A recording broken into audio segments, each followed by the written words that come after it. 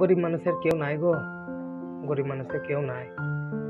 আজকে করতে গিয়েছিলাম, আমাদের ওই চোখটারা টুইঙ্কলের শুনানি ছিল মার্ডার কেসের। ফাঁসির অর্ডার হইলো, মার্ডার কেস তো ফাঁসির অর্ডার হইলো, তো ফাঁসির অর্ডার হইলো, ফাঁসি দিই মার, তাকে ঠুকি মারি দিল।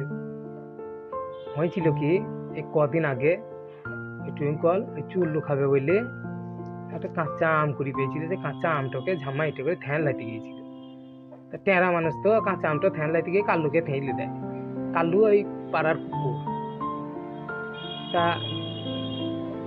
ও বারে বারে বললো ধর্মাবতারকে, ধর্মাবতার আমি তো টেরা মানুষ, আমি কাঁচা আমটা ধ্যান লাইতে গিয়ে কাল্লুকে ঠেলে দিই, আমাকে ক্ষমা করে দেন। তা ধর্মাবতার শুনল না, ফাঁসির অর্ডারই দিল। তা হোক, ফাঁসি হোক, মার্ডার যখন করেছে, কালু বলি কি সে মানুষ লয়? তা ধর্মাবতার ফাঁসির মঞ্চে তুললে তখন টুইঙ্কলকে শুধাইলো, হারে টুইঙ্কল, তোর তো ফাঁসি, তা তোর জীবনের শেষ ইচ্ছা কি আছে বল, সেটা পূরণ করা হবে।